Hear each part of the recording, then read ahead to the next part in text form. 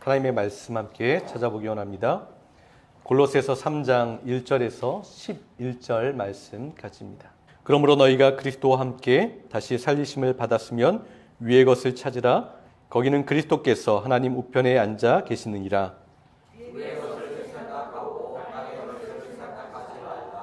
이는 너희가 죽었고 너희 생명이 그리스도와 함께 하나님 안에 감추어졌습니다.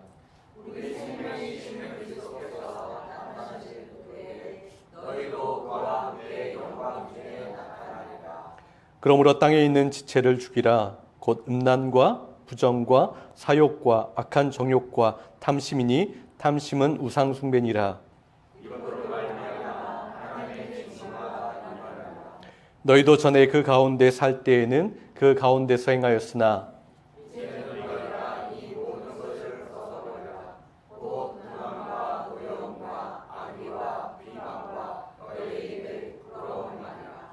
너희가 서로 거짓말을 하지 말라. 옛사람과 그 행위를 벗어버리고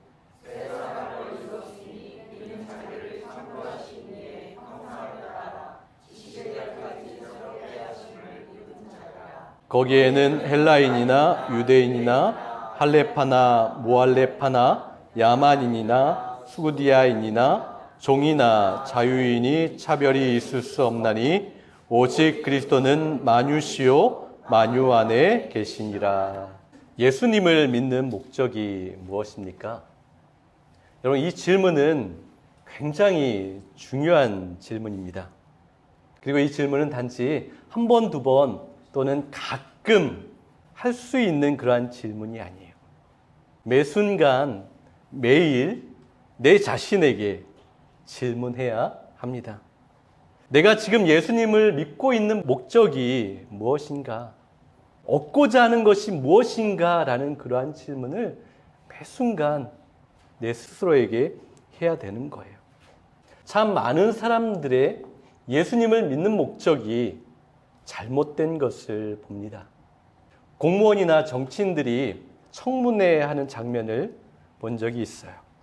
그 자리에서 여러 가지 불미스러운 일들, 불법적으로 했던 것, 범죄 기록, 비리 사건들이 밝혀져요. 그런데 그 자리에 앉아있는 참 많은 사람들이 예수 믿는다고 하는 사람들이에요. 교회 열심히 다니고 경건하게 신앙생활 한다고 하는 사람들이 그 자리에 앉아있는 모습을 봅니다. 한국의 국회의원들, 지금 22대죠. 20대, 21대, 22대, 대략 한 10년 정도 300명의 국회의원들이 있는데요. 그 통계를 보니까 40%가 기독교인이라고 이야기합니다. 그런데 예수를 믿고 신앙생활, 교회 생활 한다는 사람들이 너무나도 부끄럽고 잘못되고 말하지 말아야 할 것들을 아무런 거리낌 없이 쏟아내는 것들을 때로 봅니다. 범죄와 비리와 부정을 저지르면서도 당당합니다. 부끄러워하지 않아요. 죄송해하지 않습니다. 여러분, 도대체 왜 이런 모습들이 일어날까요? 왜 이런 모습들이 있을까요? 그것은 예수 믿는 목적이 틀렸기 때문에 그래요. 예수를 수단으로 생각하는 것이기 때문에 그렇습니다. 예수를 믿는 최종 목적이 개인적인 구원에 머물 때가 많아요. 그것 때문에 그렇습니다. 물론 우리가 구원받는 것 너무나 중요해요. 구원만큼 중요한 것이 없습니다. 그 무엇과도 바꿀 수 없는 소중한 것입니다. 그런데 예수 믿는 목적이 오로지 내가 개인적인 구원받는 것에 머물러 있다면 그 목표 설정이 잘못되어 있다는 겁니다. 이제 나는 구원받았으니 다 됐다라고 이야기해요. 목적을 이뤘으니 더 이상 무엇인가 애쓸 필요가 없다라고 합니다. 나는 완성되었으니 어떤 부담도 없고 내가 하고 싶은 대로 편하게 마음대로 뭐든지 하면서 살아가겠다라고 그렇게 이야기합니다. 자기는 완성되었다라고 착각하는 거예요. 다 이뤘다라고 그렇게 말합니다. 그것이 아닌데 말입니다. 박영선 목사님이라는 분이 계세요. 은퇴하신 굉장히 존경받는 목사님인데요. 그분이 이렇게 말한 적이 있어요. 당신은 오늘 죽어도 천국에 갈 것을 확신합니까? 여러분 이런 질문 한번 받으신 적 있죠? 당신은 오늘 죽어도 천국에 갈 확신이 있으세요? 그런데 이 목사님이 이제는 제발 이 질문하지 말자. 그렇게 이야기했어요. 대신에 이렇게 질문하라고 말씀하셨어요. 하나님은 어떤 식으로 일하시며 우리에게 무엇을 원하시는가? 하나님은 어떤 식으로 역사하시고 우리에게, 나에게 지금 무엇을 원하시는가라는 질문을 하며 신앙생활을 해야 한다라고 그렇게 이야기하셨어요. 여러분 맞습니다. 우리는 더 이상 내가 지금 죽어서 오늘 죽어서 천국에 갈까? 천국에 가지 못할까? 그것을 두려워하거나 걱정하지 않습니다. 고민하지 않아요. 왜냐하면 우리 이미 구원의 놀라운 은혜를 받았기 때문에 그래요. 그래서 내가 죽어서 천국 갈까? 지옥 갈까? 그거 걱정할 그 단계에 있지 않다라는 거예요. 그리고 여기서 멈추면 안 됩니다. 거기에 머물러서 성장을 멈추면 안 된다는 거예요. 하나님의 은혜로 구원받은 자로서 이제 어떻게 변화되고 어떻게 성장하고 어떻게 생각하고 무엇을 추구하고 어떠한 방향으로 나아가야 할지 주님께 계속해서 묻고 주님께 끊임없이 배워야 합니다. 그것이 주님께서 우리에게 원하시는 거예요. 그리고 예수 믿는 목적이 예수를 믿어서 세상적인 많은 사람들이 원하는 것, 그것을 얻는 것이 아니라고 하십니다. 고위직에 오르고 권력을 가져서 내 앞에 누구나 고개 숙이게 만드는 것, 내가 마음대로 할 수 있는 것, 내가 많은 것을 누리는 것, 그것을 예수 믿는 목적으로 삼으면 안 된다는 것이죠. 이 시대 교회 안에서 부러움의 대상이 이렇게 설정되어 있는 것을 굉장히 쉽게 발견할 수 있어요. 제가 이해를 돕기 위해서 한국 사회를 좀 예를 들어보겠습니다.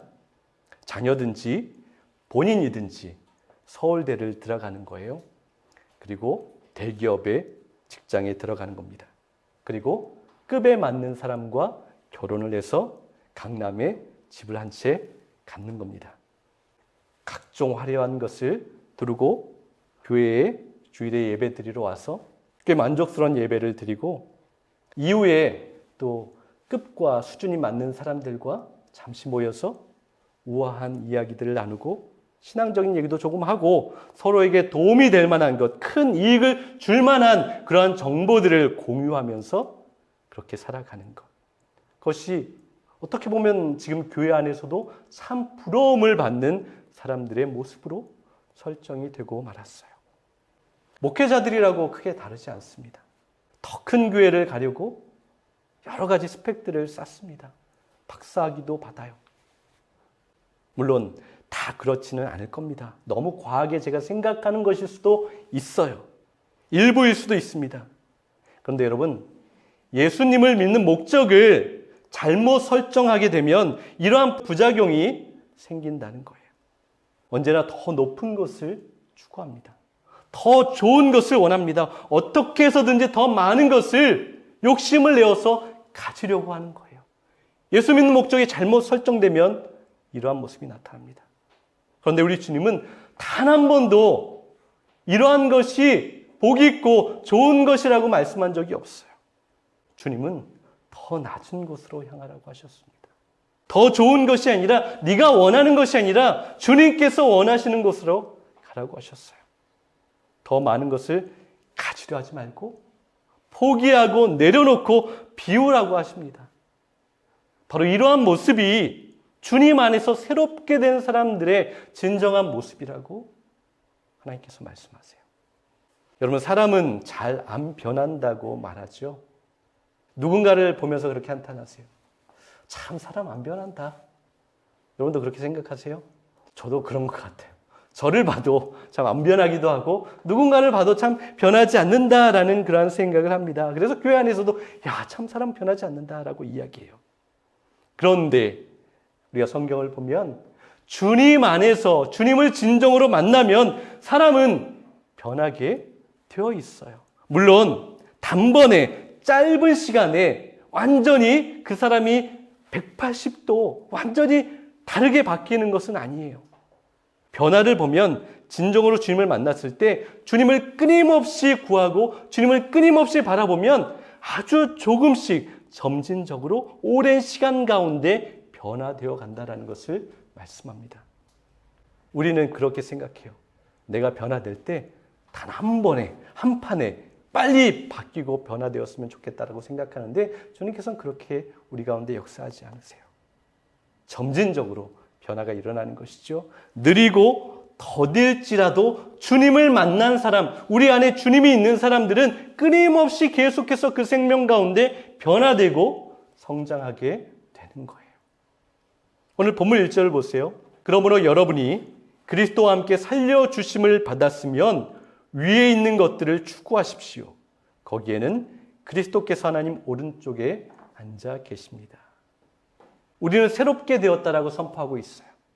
우리가 새로 살아났어요. 하나님께서 그리스도 안에서 우리를 그렇게 살리셨다라고 선포합니다. 죄악으로 죽었던 우리를 그리스도의 사랑으로 십자가의 보혈로 살리셨어요. 그래서 우리는 우리를 다시 살리실까, 우리를 구원하실까 걱정하지 않아도 된다라는 거예요. 하나님의 말씀 안에서 벌써 우리는 새롭게 살아난 존재가 되었고 구원받은 존재가 되었고 주님 안에서 주님을 추구하며 따라가는 그러한 사람이 되었어요. 새로운 존재로 빚어주신 거예요. 우리의 옛것을 다 깨뜨리시고 온전히 새로운 모습으로 빚어주셨습니다. 그래서 우리는 다시 옛 생활로 예전의 악함으로 예전의 욕심으로 살아가지 않습니다. 욕심을 따라 행하지 않는 자로 변화시켜 주신 거예요.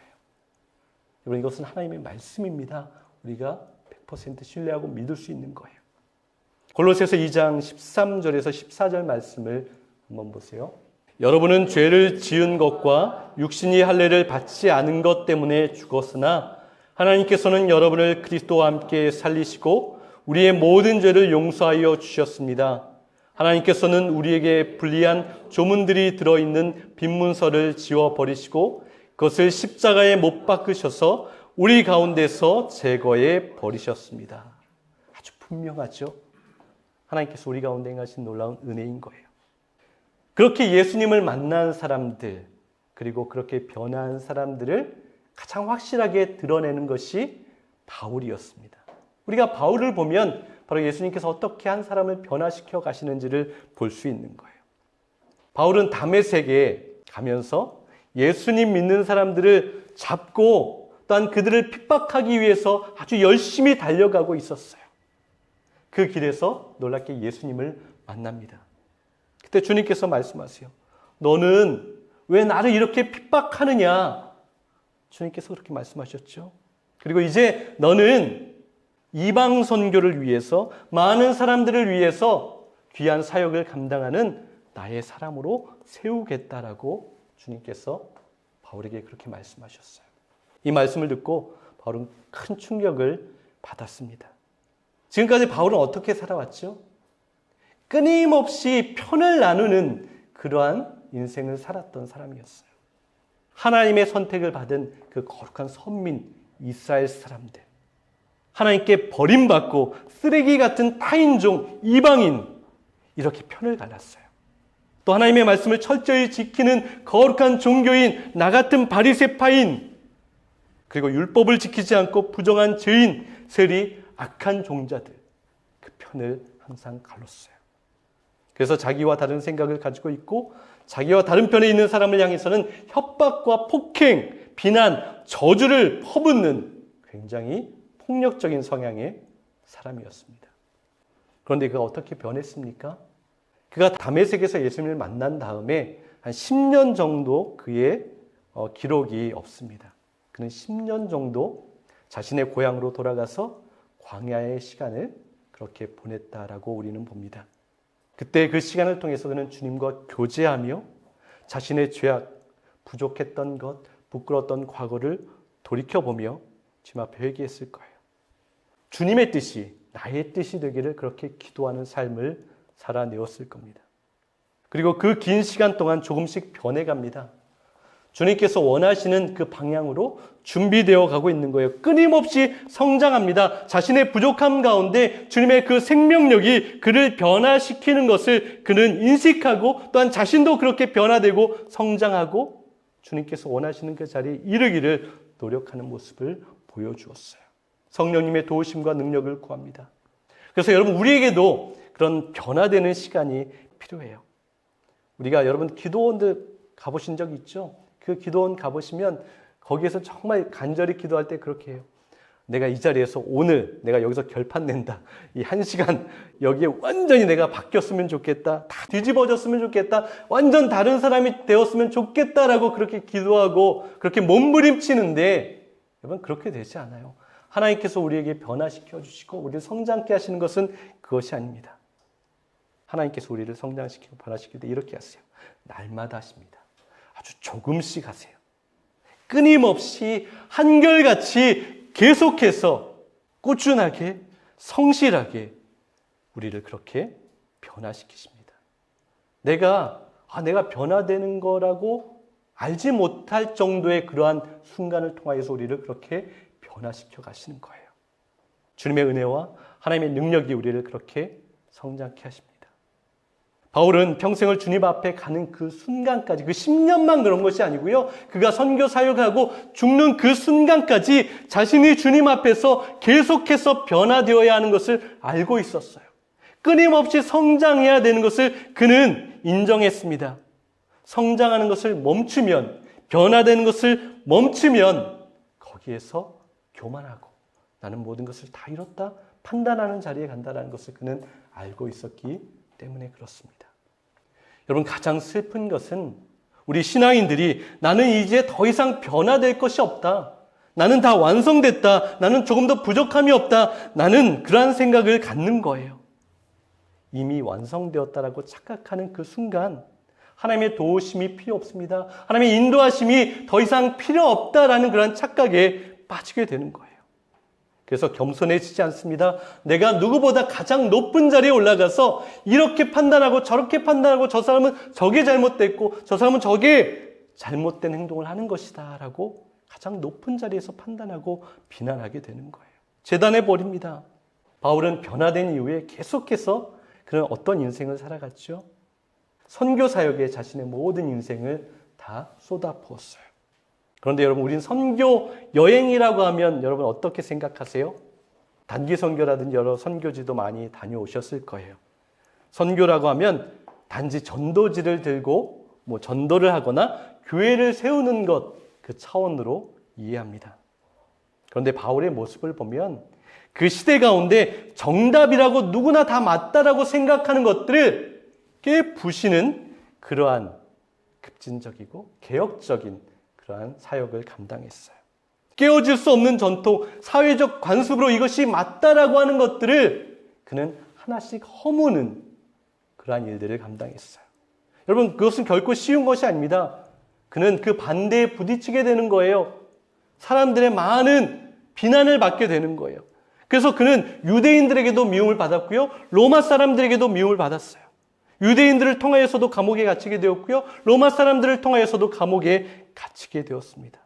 그는 그 모든 것들에 맞부딪혀 달려나갔고 깨트리는 일을 감당했어요. 당시에 노동은 천한 것으로 여겼던 그러한 시대였고 상황이었어요. 그런데 그는 자신의 육체를 써서 천막을 만드는 그러한 육체 노동을 했습니다. 여성은 공적인 자리에 서는 것조차 허용되지 않는 그 시대 가운데 여성을 지도자로 세우고 자신과 동등한 차원에서 동역자로 인정하였고 귀한 사역을 감당했습니다. 자신들만 하나님의 백성이라는 선민 사상에 빠져있는 그 유대인들에게 우리만 이스라엘 사람만 선민이 아니라 하나님께서 모든 사람들에게 다 사랑을 열어주시고 동일하게 보고 계신다. 하나님의 사랑과 은혜는 동일하다라고 그렇게 담대하게 선포했어요. 여러분 바울에게 그리고 그 당시에 예수님을 믿는 사람들에게 도대체 무슨 일이 일어났던 것일까요? 무엇이 이러한 변화를 일으켰습니까? 우리 10절 말씀을 한번 보십시오. 새 사람을 입으십시오. 이 새 사람은 자기를 창조하신 분의 형상을 따라 끊임없이 새로워져서 참 지식에 이르게 됩니다. 다른 번역도 한번 읽어볼까요? 새 인간으로 갈아입었기 때문입니다. 새 인간은 자기 창조주의 형상을 따라 끊임없이 새로워지면서 참된 지식을 가지게 됩니다. 새 사람을 입었다라고 말하고 있어요. 새 인간으로 갈아입었습니다. 우리는 교회에서 새 사람이 되었다라고 말할 때 이 정도 차원에서 이해할 때가 많이 있어요. 술, 담배 끊고 세상 친구 끊고 교회에 열심히 나와서 예배할 때 정말 새 사람이 되었군요 라고 그렇게 말할 때가 있어요. 그런데 여러분, 새 사람을 입었다, 새 사람으로 갈아입었다라는 그런 말씀은 단순히 이 정도의 차원의 것을 이야기하는 것이 아닙니다. 그 핵심은 11절이에요. 11절 말씀 같이 읽겠습니다. 여기에는 그리스도인과 유대인도 할례받은 사람과 받지 않은 사람도 타국인도 야만인도 노예도 자유인도 차별이 없습니다. 오직 그리스도만이 모든 것이며 모든 것 안에 계십니다. 그럼 모든 사람이 차별과 혐오 없이 소중한 귀한 존재라는 그러한 하나님의 진리의 말씀을 선포하고 있어요. 당시의 사람들은 이것을 인정하지도 받을 수도 이해할 수도 없는 그러한 말씀이었어요. 그런데 사도 바울이 끊임없이 변화되면서 끊임없이 새로워지면서 주님께서 주시는 참 지식을 알게 되었더니 보게 된 거예요. 주님 안에서는 높은 사람, 낮은 사람, 가진 사람, 적은 사람, 어떤 신분과 어떠한 자리에 있는 그 모두가 다 동일한 대우를 받고 동일한 사랑을 받고 동일한 존중과 배려를 받는 것이 하나님께서 기뻐하시는 것. 그리고 새롭게 된 사람은 바로 이러한 인식과 생각을 가지고 모든 사람을 그렇게 대하는 것이라고 그는 선포하고 있는 거예요. 바로 이것이 새 사람이 된 말씀입니다. 바로 주님 안에서 모두를 그렇게 귀하게 바라보는 거예요. 그렇게 사랑하는 겁니다. 그리고 실제적으로 그 시대 가운데 이러한 것들이 받아들여지지 않는 그러한 시대 가운데 여러 교회 가운데 그러한 일들이 일어났어요. 노예와 주인이 함께 모여서 예배하고 이렇게 신분이 다른 많은 사람들이 함께 모여서 주님을 찬양하고 높이고 서로를 격려하고 위로하는 일들이 일어났습니다. 물론 그럼에도 갈등과 편가르기와 혐오와 존중하지 않는 그런 모습들이 더 많이 남아있기도 했고 또 그 이후에 나타나기도 했습니다. 그럼에도 불구하고 바울이 말하는 것은 주님 안에서 새롭게 변화된 사람은 그렇게 끊임없이 새로워지기를 힘써야 한다는 거예요. 그리고 주님께서 그 힘을 주신다라고 선포합니다. 내면에서 끓어오르는 죄악된 욕망, 무시와 혐오와 갈등과 폭력과 금 나누기 같은 마음을 우리 가운데 있다면 그것을 계속해서 버려야 한다는 거예요. 끊임없이 하나 되기를 힘쓰고 화평하기를 힘쓰고 배려와 서로를 존중하는 것이 우리 가운데 끊임없이 나타나야 함을 말씀합니다. 얼마 전에 우리 아이들이 재미난 영화가 있다라고 저하고 같이 보자라고 해서 히든 피겨스라는 그러한 영화를 본 적이 있어요. 1960년대 우주항공 나사에서 일했던 천재적인 여성 과학자들, 수학자들이 있었던 일에 대해서 영화로 만든 건데요. 이 세 명의 여성들은 흑인이었습니다. 그 중에 캐서린이라는 천재 수학자가 있는데 너무나 뛰어나서 당시에는 백인들만 일하는 아주 핵심 팀에 들어가서 아주 중요한 업무를 맡게 되었어요. 유색 인종으로는 처음 그 팀에 들어간 사람이었습니다. 이 캐서린이 일을 하다가 너무 피곤하잖아요. 숫자를 계산해야 되니까 너무나 피곤하고 그래서 커피를 마시려고 컵을 들고 갔어요. 커피를 따르려고 하는데 뒤에서 이 캐서린을 부릅니다. 그거는 백인들만 사용하는 커피 머신인데요. 라고 하면서 커피를 마시지 못하게 하는 거예요. 다음날 그 커피 머신 옆에 아주 볼품없고 작은 통에 유색인종 전용이라는 그런 스티커가 붙어서 있었습니다. 그리고 어느 날 해리슨이라는 팀장이 있었는데 캐서린을 불러서 엄청 화를 내는 거예요. 당신 도대체 어디 가는 거야? 내가 필요해서 찾을 때마다 당신은 없어. 하루에 몇십 분씩 도대체 어디로 가는 거야? 라고 그렇게 화를 내요. 그때 이 캐서린이 비에 홀딱 젖어가지고 울분에 차서 이렇게 항변을 해요. 이곳엔 제가 갈 화장실이 없어요. 이 건물엔 유색인 전용 화장실이 없어요. 내가 화장실에 가려면 건물 밖으로 나가서 800m를 가야 됩니다. 그리고 나는 회사 자전거도 사용하지 못하게 합니다. 밤낮 개처럼 일하는데 제대로 된 월급도 받지 못해요. 모두가 만지기 싫어하는 저 커피포트로 겨우 버티고 있어요. 그러니까 죄송하지만 하루에 몇 번 저는 화장실을 가야 되겠습니다. 라고 그렇게 울분을 토해요. 개선이 처음에 이 건물에 와서 너무 화장실이 급해서 이리저리 헤매다가 화장실 하나 딱 찾았는데 그 앞에 백이 있는 사람들이 서서 눈빛으로 무언의 말을 하는 거죠. 여기는 당신이 사용하는 화장실이 아니야. 그리고 그 위에는 백인 전용이라는 그 간판이 붙어 있었어요. 그 모습을 보고 그녀는 절망합니다. 이 캐선이 울분을 토하는 그 모습을 또 그 이야기를 듣고 이 팀장인 해리슨이라는 사람이 큰 도끼를 가지고 와요. 그리고 그 건물을 다 돌아다니면서 그 화장실 앞에 있는 백인 전용, 유색인 전용이라는 그 간판을 다 도끼로 때려 부십니다. 그리고 이렇게 말해요. 백인 전용, 유색인 종 화장실은 없어. 나사에선 모두가 같은 색 소변을 본다. 라고 그렇게 이야기를 합니다. 그럼 당시 그곳에서 일하는 백인들 대부분은 예수 믿는 사람들이었을 거예요. 교회를 다니는 사람들이었을 겁니다. 그런데 그 누구도 그 시대 가운데 일어나는 일들에 대해서 이상하게 생각하거나 문제의식을 가지고 있지 않았습니다. 그렇게 차별하는 것이 어떻게 보면 당연한 것이라고 그들은 알았을지 모르겠어요. 그런데 여러분, 이러한 모습은 사도 바울 시대나 아니면 1960년대 미국에서만 일어났던 일일까요? 지금 현재 우리가 살아가는 이 순간에도 드러나는 현상만 다를 뿐 비슷한 일들이, 그런 모습들이 계속해서 일어나는 것 같아요. 그리고 교회 안에서도 있습니다. 여러 교회들 안에서 나오는 생각들이나 주장들이 사랑보다는 혐오를 조장하는 그러한 메시지들이 나와요. 하나됨보다는 갈등을 말합니다. 동등함보다는 계급을 끊임없이 나눠요. 교회 안에서도 헌금 많이 하는 사람, 봉사 많이 하는 사람, 까칠하지 않고 잘 순응하는 사람, 그렇지 않은 사람들을 나누어서 평가합니다. 그래서 교회에 도움이 되는 사람, 교회에 그다지 도움이 되지 않는 사람, 말로 하진 않지만 생각으로, 더 마음으로 그렇게 평가하고 나눕니다. 사회에서는 돈 많은 사람과 가난한 사람, 권력자와 백없고 힘없는 사람, 동등하게 여기지 않습니다. 그 저울추는 언제나 힘있고 가진 사람을 향하여서 기울어질 때가 너무나 많이 있어요. 정의와 공의로 판단하지 않습니다.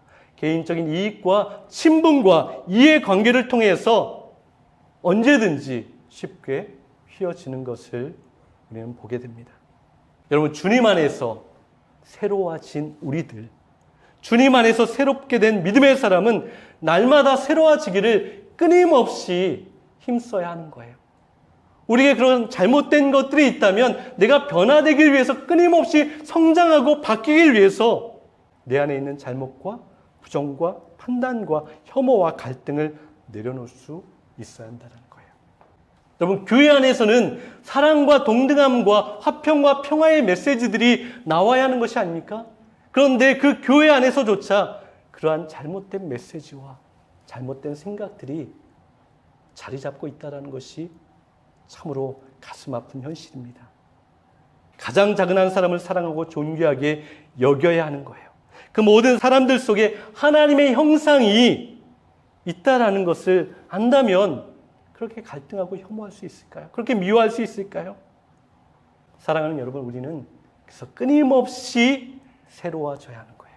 끊임없이 변화될 때, 하나님의 참 진리를 알 때 진리가 우리를 자유케 하고, 진리가 우리를 더 사랑하게 하고, 더 겸손하게 하고, 더 섬기게 하고, 누군가를 더 존중하게 하는 것입니다. 우리가 이것과 반대로 나아간다면 우리는 자라가고 있지 않은 거예요. 우리가 새로워지기를 멈추는 그 순간 주님의 교회는 능력을 잃어버립니다.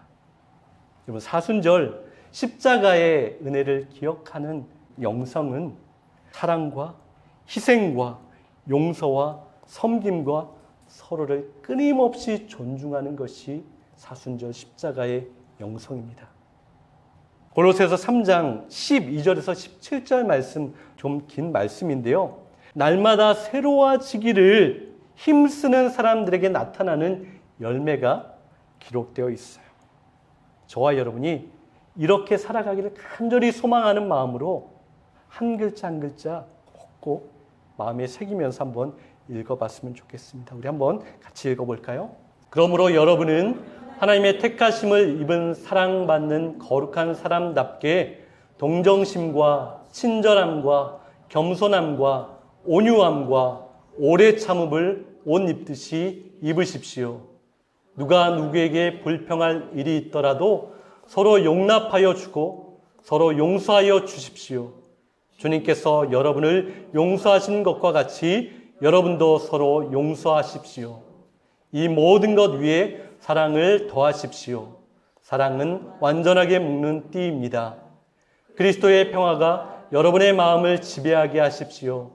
이 평화를 누리도록 여러분은 부르심을 받아 한 몸이 되었습니다. 또 여러분은 감사하는 사람이 되십시오. 그리스도의 말씀이 여러분 가운데 풍성히 살아있게 하십시오. 온갖 지혜로 서로 가르치고 권고하십시오.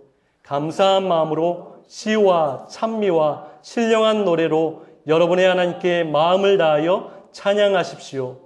그리고 말이든 행동이든 무엇을 하든지 모든 것을 주 예수의 이름으로 하고 그분에게서 힘을 얻어서 하나님 아버지께 감사를 드리십시오.